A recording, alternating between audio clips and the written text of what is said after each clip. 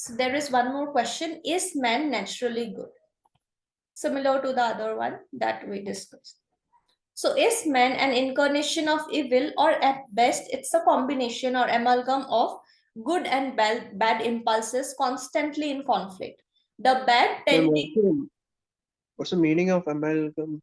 it's like a combination, not like On good or bad, but it's a mixture of good and bad impulses. We have both. okay, ma'am. Okay. Okay, ma'am. Bad tending repeatedly to prevail over the good has been a point of discussion and debate, that we are a combination of good and bad instincts, and the bad always tries to prevail over the good. Like if we feel like, okay, maybe I should help this person is suffering so much, then the next moment I would feel like, no, even I am suffering, why should I help this person? That's nothing but bad impulses trying to prevail over the good. Even though for one moment we felt like we should help the person, the very next moment we felt like, even I'm suffering, nobody is helping me. Okay, that's a point of discussion, whether man is good or bad, or it's a combination of both, wherein bad is trying to prevail over the good.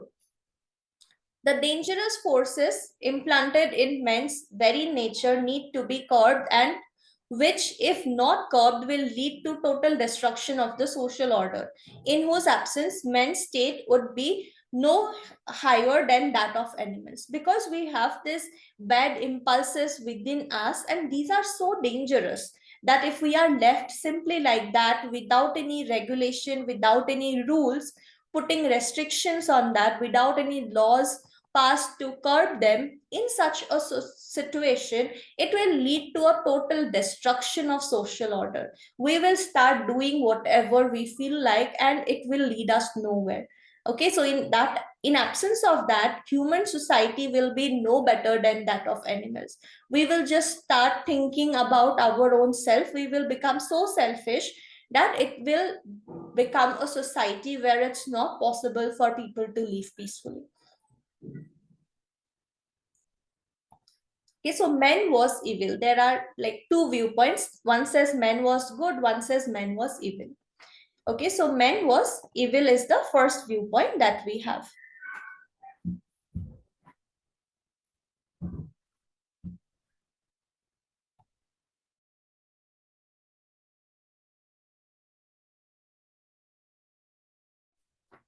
So first viewpoint says man was evil. So ancient Chinese schools of legis in 3rd BC claim that man's nature was initially evil, and that it's the social environment and particularly teachings of rituals and restraints of penal laws which made him behave in a proper way. So when we were born, we had these evil tendencies within us, but it was religious teachings, or it was the teachings of rituals, right, which helped us regulate ourselves a lot. And also it was the penal laws, that if we do a certain thing, this is the punishment which should apply. So that is how we started behaving in a proper way. It is believed that single law enforced by several penalties is worth more than the words of all sages.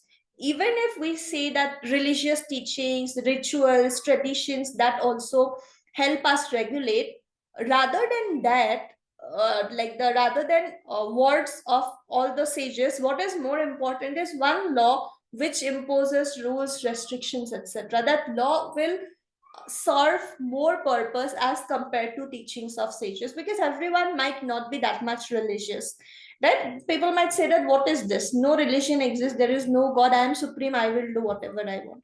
But when there is a penal law, the person cannot say like that, because he will know that if I do this wrong, this certain law will apply to me and I will have to face the consequences. So laws are like a better way of putting restrictions on our actions and behavior as compared to religious teachings or rituals, even though that also plays a part. Shastras in India provide that man was by nature passionate and covetous, and it left themselves the world would resemble devil's workshop. So we are having such instincts within us that if we are left free, it will become like a devil's workshop, where logic of big fish would prevail. That, like, we have a concept also like survival of fittest. whoever is the fittest, whoever can dominate others, that person would survive. But that's actually not right. Right, that's why if you talk about laws today, we have provisions for reservation for the weaker section. So many facilities, assistance is provided to the weaker section. Right, it's nothing but in order to ensure that we all are able to live peacefully in the society. It should not be for survival of fittest, or it should not be like the big fish would prevail, but everyone should be given the opportunity of living peacefully in the society.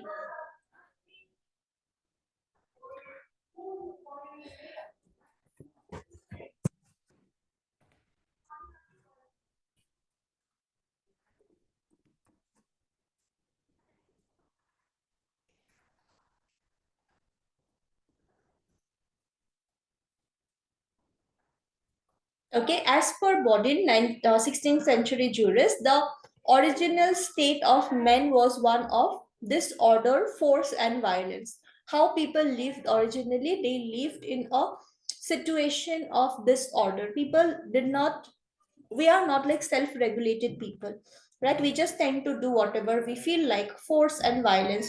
There was no peace, there was no harmony in the society. As per Hobbes also, life of men in primitive society was one of solitary, poor, nasty, brutish, and short. It was not good at all. Life was very bad in the primitive society. There was atmosphere of hate, fear, and mutual distrust. Everyone was at war with the other person. Okay, people were not happy with one another. They were just thinking about their own good only. People were highly selfish. This person, right, Hobbes, he was also a supporter of social contract theory that I mentioned. Okay, so according to Hume, without law, government, and coercion, human society could not exist. And so, in this sense, law was natural necessity for men. It's not like people would regulate themselves, people would behave properly. It's only laws that we require for us to be regulated, or we need like penal restrictions so that we behave properly. Another viewpoint is that man was good. So the earliest solitary humans possessed a basic drive for self-preservation and a natural disposition to compassion or pity. They differed from animals, however, in their capacity for free will and their potentially perfectibility. Men were wholly unselfish and directed to common good of mankind in the golden age. So people were definitely having this instinct of self-preservation, right? That I need to think about myself for my existence, but then I was not that selfish also. I would think about what is good for the society as a whole, along with thinking about my self-preservation. So at the golden age, people were very good. Okay, common good of mankind was given importance, and people were not selfish. During that time, men lived a simple, happy, and well ordered life without the need of any sort of external rules and regulations, external coercion, or such provisions which will apply to us. It was not as such necessary to restrain our impulses because we were inherently good only.